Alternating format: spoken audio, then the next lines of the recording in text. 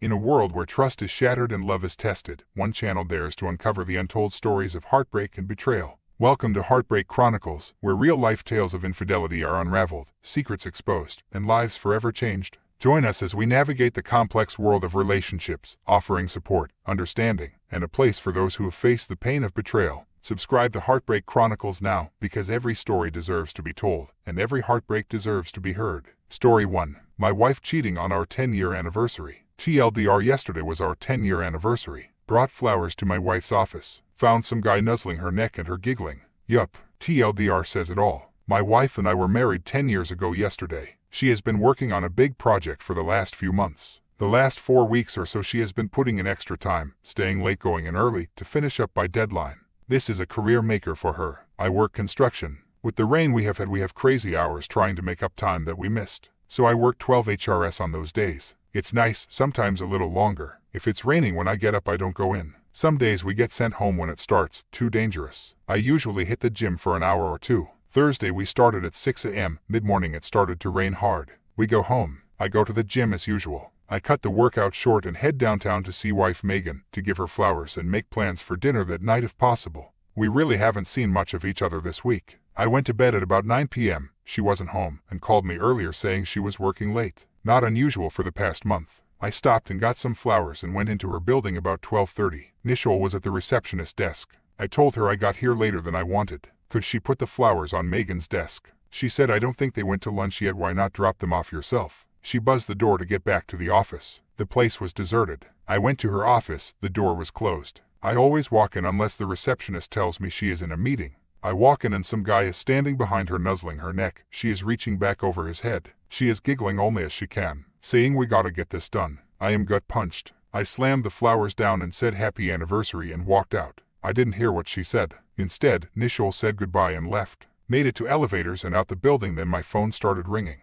I bawled my eyes out all the way home. Went into the garage, pulled my camping gear out of the rafters and took off. I drove about 2 hours to a state park. I had no idea what to do. I just had to run. I hiked a trail we have been on in the past, about a 3-hour hike. I don't drink much, so I had no booze. I just sat there thinking. Looking back, I am glad I was in a rush. Normally I bring a 45 calories. With me camping, we have black bears, which generally scare off, but get aggressive if hungry or cubs around. The way I was feeling, I might have eaten the barrel that night. My phone was blowing up from Megan, so I had turned it off. I left the park to get reception and turned it on to see my good friend called. I called him back. He said Megan called him to check on me, make sure I didn't do anything stupid. We talked a bit, told him I got to think this through, would catch up on Friday. So while I am thinking about this, I go over our marriage from the beginning to see what I missed. We come from completely opposite backgrounds. My grandfather raised me with my mom. He taught me about life. He had a little saying about everything. He told me marriage would be the hardest jobs I ever had. You had to work on it every day. God, I miss him.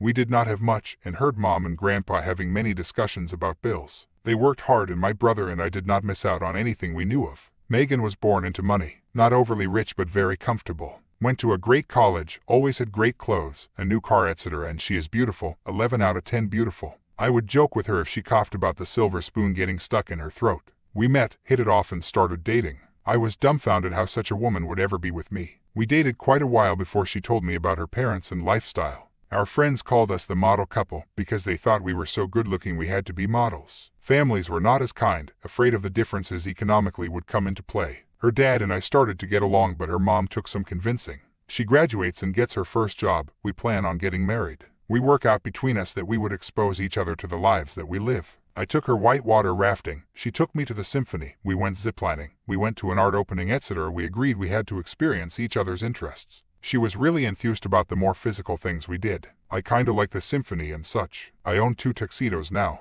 I look back and do not see any red flags. Her first 2 jobs she quit because the men all tried to get in her pants. She was paraded out in front for photo ops, invited to conferences when other newbies were not. At dinner at a conference, a partner tried to get her drunk, then tried to force himself into her room that night. She quit. The next job the same thing, quit again. His 3rd job has women as some of the partners, and none of that BS is in her workplace. She seems very happy. We seemed very happy. So now, Friday, I am home. I called her, asked where she was, back at work. I, being in a smart-ass mood, said that the marriage is taking second place to her job. She responded since I would not talk, what was she to do? Fair enough. She will be home in an hour. So I wait. I want to save our marriage. If I am lacking in providing, then I want to fix it. I want to ask why of course, but I cannot accept an IDK answer. How do I phrase this? What else should I be asking? I know I will get all emotional and forget everything, so over the next few days we will be going over and over this. What she did is wrong, but please no degrading comments. She is still my wife. Thank you in advance. Story 2.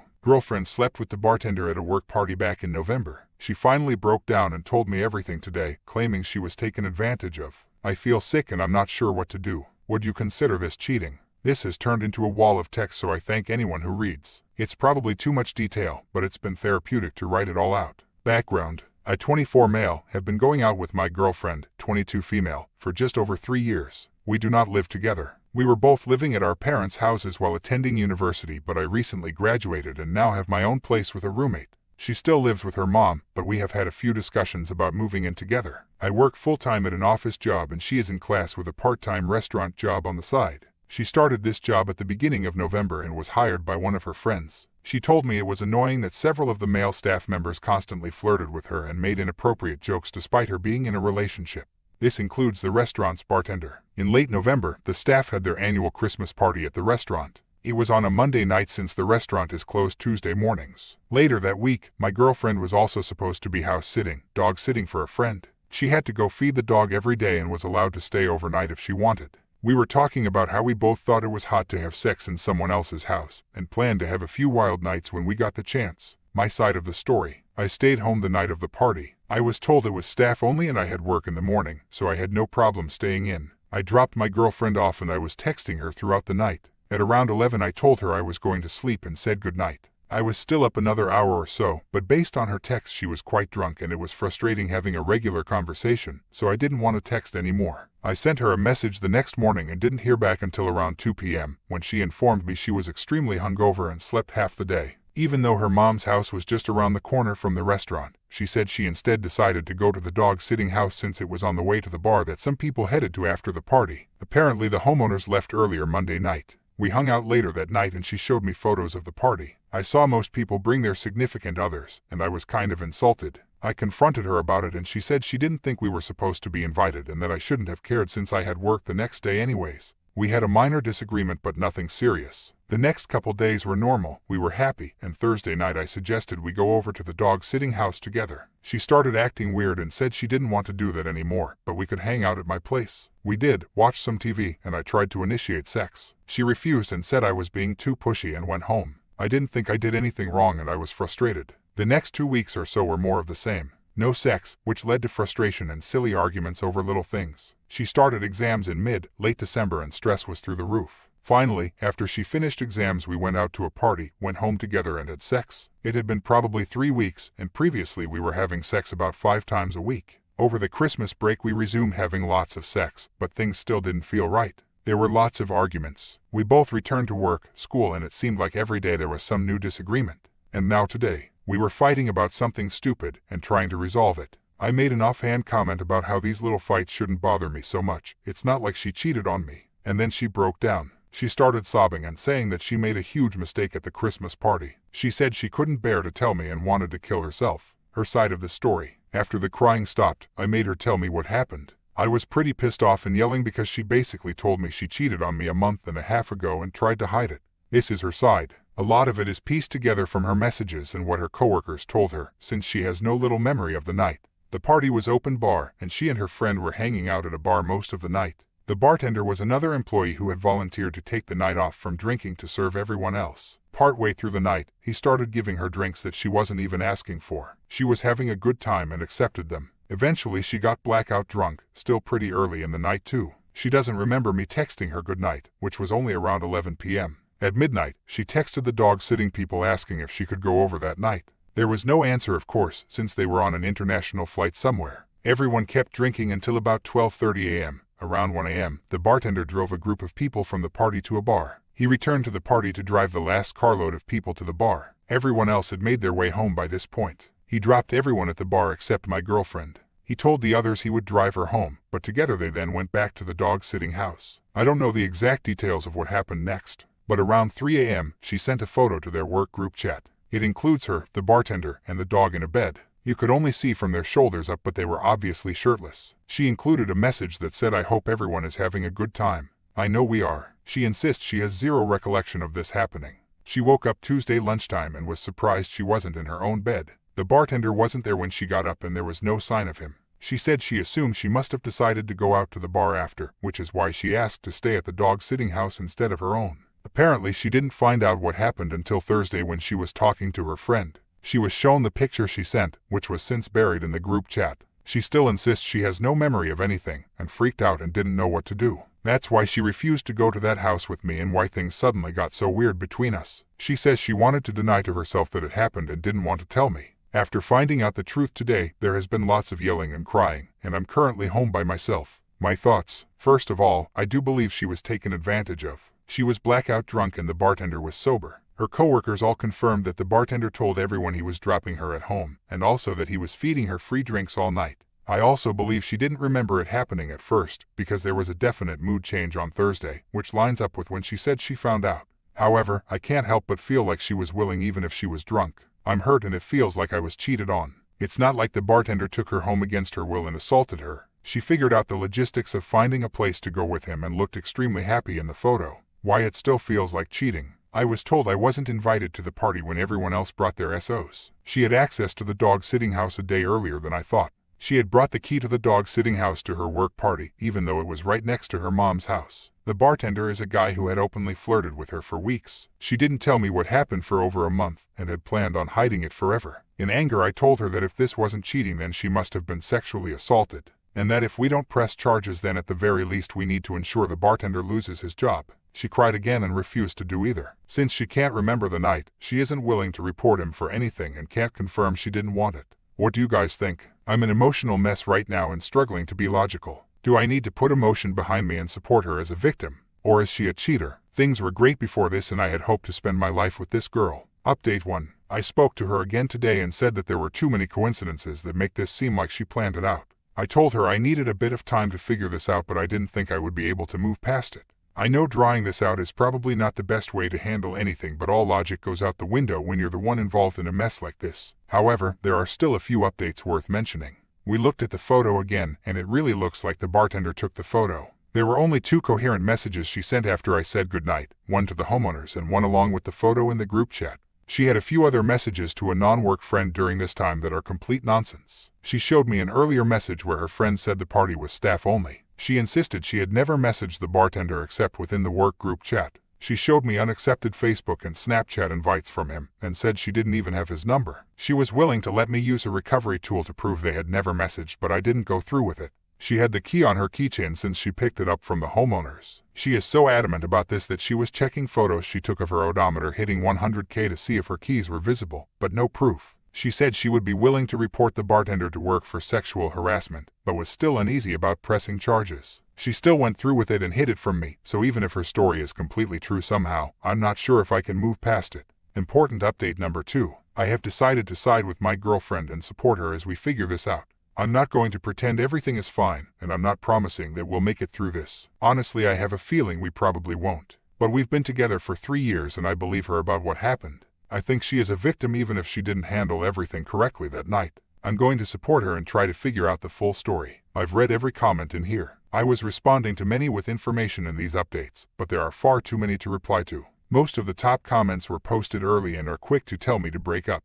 If you read the rest, they are probably split 60/40 about whether she set it all up or if she was assaulted. To everyone saying that she should break up with me for how I have handled this so far, please try to understand how emotional this ordeal has been for both of us. She came to me saying she made a mistake and that it was her fault, and she hid it for over a month. I only learned all of this yesterday and I freaked out. Story 3. Fiancé wanted an open marriage, so I called off the wedding. People are asking questions. Should I let them know why? 2 weeks ago we were 2 weeks away from getting married. She asks me to go to therapy with her. She was already seeing a therapist on her own and wanted me to go with her and have a talk before the wedding where we could be completely honest with one another. That sounded a little weird to me. I thought we were already completely honest with one another. After all, we were getting married in 2 weeks, right? Also, she was super protective about her therapy sessions and didn't really talk about them. I have never met her therapist, so to be invited there all of a sudden seemed a little out of place to me. The day comes and I go there, but out of self-preservation, I had my phone open and recording any audio. My fiancé was already there. I had to wait 20 minutes before I was invited in. The therapist greets me and shakes my hand. We have small talk. She tells me I am not at all the way my fiancé described me. I think she is trying to compliment me. Then she looks at my fiancé and tells her this may be harder than we thought. That absolutely weirded me out. But I am a calm and collected individual, and I don't react, just kept that dumb smile on my face we all have in awkward situations. So the therapist starts talking. Has a small speech I don't care to repeat. My fiancé takes my hand as the therapist starts telling me that we live in a modern world, and that my fiancé wants us to have a non-conventional marriage moving forward. I smile. I am not sure what the hell that means. Through my mind I am thinking she wants to talk about how she will not be a slave to her husband, she will not sacrifice her work life, etc. modern woman and girl power and all that. Nope, she is actually talking about how once we get married, she wants to be free to sleep with other men. The other non-traditional type of marriage. I forgot it's 2021. But she loves me a lot and would not be comfortable with me having the same benefits, because she would be too heartbroken knowing that I find other women attractive and that one of them could steal me from her. So I let them finish talking. They were very fluent, and they got more confident talking, probably empowered by my lack of reaction, and because I wasn't saying anything. This was definitely something they have rehearsed. I then asked the therapist if she is licensed. This, by her reaction, was not what she expected to be the first thing coming out of my mouth. She said yes. So I told her to explain to my fiancé why we will not be getting married anymore, and why we will not continue being a couple starting immediately. I wished them good luck, and left the office. Now, I want to report to the therapist. I am not sure if I have to report her to the clinic, or is there a board that supervises therapists. I don't think they're planning an attempt to corner me as professional conduct, and I want her to pay for the misconduct. That session did not sit well with me. To be clear, there would have been no positive outcome to this talk my fiancé and the therapist had with me. Even if she wanted a completely open marriage, where I could sleep with other women, the outcome from my part would have been the same. That is not a marriage, that is a sham. It also dawns on me, she might have cheated on me. Now that I have this clarity of mind, certain things don't match up. So I was a fool anyway. I listened to the recording, and I still can't believe what was said there. Anyway, I called off the wedding. I am a very easygoing guy. There are no fights with me because I am not seeking them. There are no conflicts, enemies, because my life is guided on principle and common sense. That might have given my ex the impression I will be easy to walk over, like a doormat, but she is an idiot for thinking that. Having listened to the recording a few times, I am confident the therapist recognized I am not how my fiancé must have described me in their sessions. Hence this may be harder than we thought. Now that the wedding is no longer happening, people are starting to ask questions I am not comfortable answering. How do I navigate this sea? I am sure my ex is doing damage control, but I have the recording, and if she goes too far off the path, I will not shy away from letting people know what she wants us to talk about. But my parents and family also want answers, and I am not sure what BS to tell them. I don't want them to think I am an idiot for allowing my ex to get to this point where she was so confident that she straight out told me she wants to fuck other dudes. She is also blowing my phone, my best friend's phone, my brother's phone. We can work on this. I didn't understand what they were telling me in the therapy session. She will do anything to fix this. It was the therapist's idea. She was against it, etc. Last cry of a dying siren. All her cries fall on deaf ears, and I am the owner of said ears. We were also working to get a loan to buy a house, but I canceled everything. I basically erased any ties we had financially or otherwise. Her current plea is that in therapy she exposed her insecurities about our sexual history. I had considerably more partners than her, and the therapist came up with the idea we should level the field. Regardless of the truth of this, that therapist gets reported once I figure out where to do it and what to say. This post is mostly a rant, but I also want to know how you would handle the questions of friends and family. My ex is certainly doing her own damage control, and I don't want to be a he said, she said. I do have the recording, and am wondering if I should send it to the interested parties. My ex doesn't know I have the recording.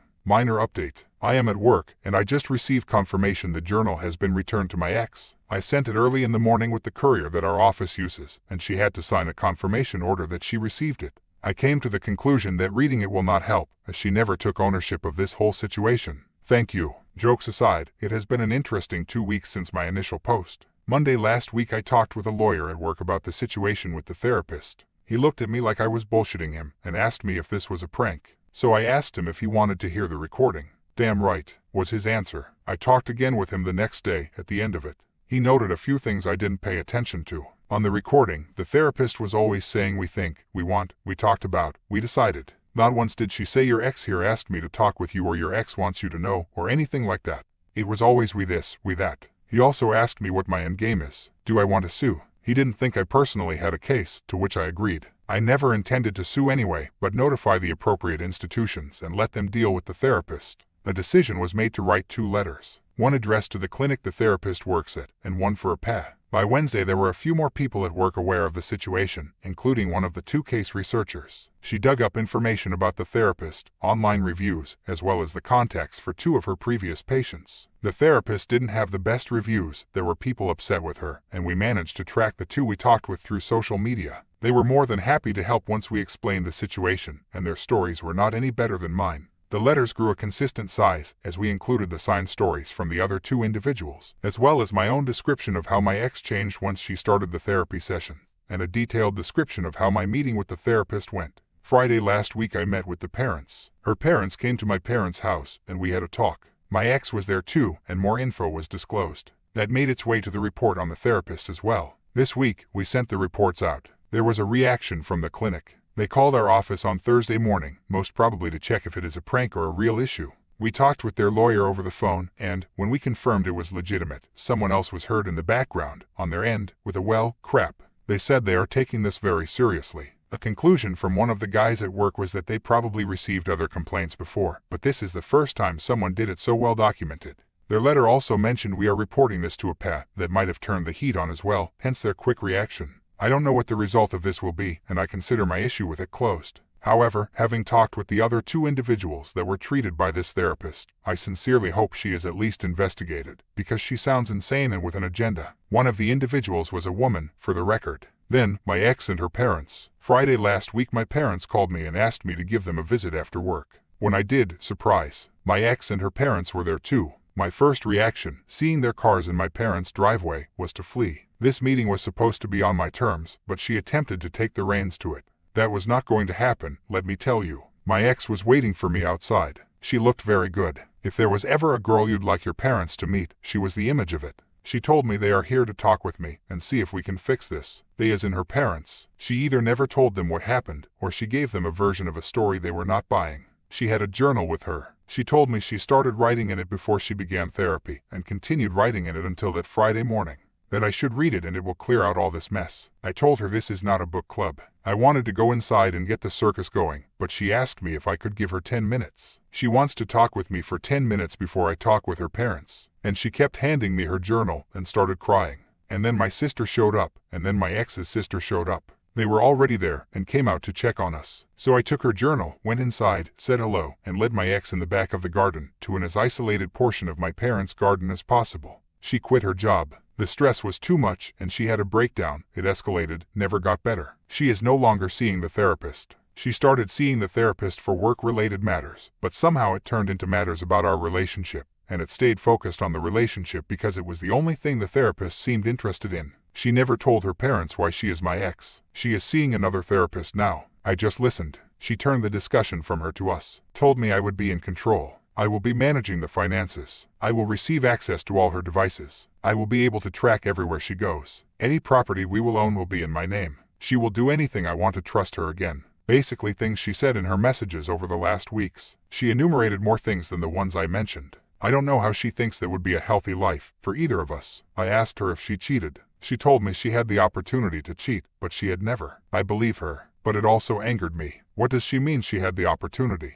If you are in a committed relationship, you don't put yourself in a position where you have this opportunity. You don't want this opportunity. It's like saying I had the opportunity to kill someone today. Why? What were you doing when there was such an opportunity? Why call it opportunity anyway? It makes it sound like something positive. That pretty much ended our 10 minutes and told her we should go and talk with our parents. So we did. I asked our sisters to leave us alone, as it was not any of their concern what was to be discussed. My sister huffed and puffed, but a house made of stone survives hurricanes, and she was not one. Well, I talked and explained what happened, how the therapy session went, and my resolve. I didn't mention I had a recording, because I never had to. My ex confirmed everything I said, which surprised me. Her father had teary eyes, and that broke my heart. Her mother asked her if this is how she thinks they raised her, and asked for an explanation. My ex basically told them the same story. Stress at work, depression, breaking down, therapy. Therapist wanted to talk only about our relationship. That the therapist told her our relationship was the root of all her stress. That the therapist convinced her I want an open relationship. That she might lose me if she doesn't level her sexual experience with me. How my reaction woke her up from her slump. She quit her job, is looking for something less stressful. She will do anything I want to get me back. Started crying. My ex mentioned the journal again and said if I read it, it will explain everything, and that she was not on board with the therapist's ideas, but she went along with them because the therapist was a person with authority and experience. Our parents looked at me and I told them someone's private journal is not the type of literature I read, unless they are a dead poet.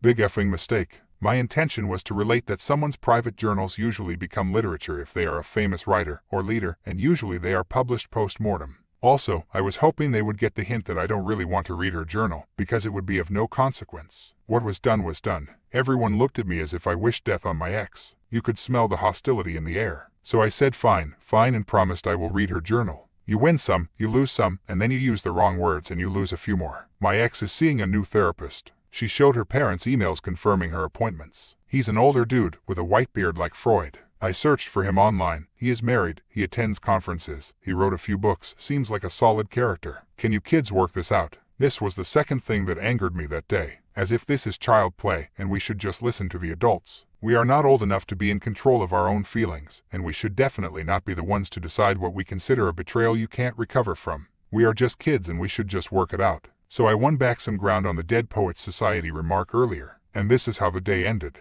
We've known each other for 9 years and have been a couple for 5 years. Even if there are legitimate reasons behind her behavior, how do you go back to being the same? This wasn't even a reset. My way of thinking about my ex has been fundamentally changed. She became a stranger I know a lot of things about. Sure, I still find her attractive. Very attractive. The way she looked last Friday was amazing. No denying that. But it was also calculated, so I am not going to lie to myself here. Hair done the way I like it, dress that I bought for her, the shoes I like the most, a hint of the perfume I gifted her, etc. The journal, ... is on my nightstand. I haven't read it, and I probably never will. I did look through it, to see if it indeed is a year old, and it is. The way the page is folded, the ink is clearly older on the first pages, and you can see it progressing through the pages. The pen she used was attached to the journal, and I tested it, it looked like the same ink. And the ink level in the pen is consistent with how much I assume the pen has been used for the last year to write the journal. It is not a fake. Everything about it is consistent with a year's worth of wear and tear. I don't see what good reading it will make me. A tool to play with one's mind.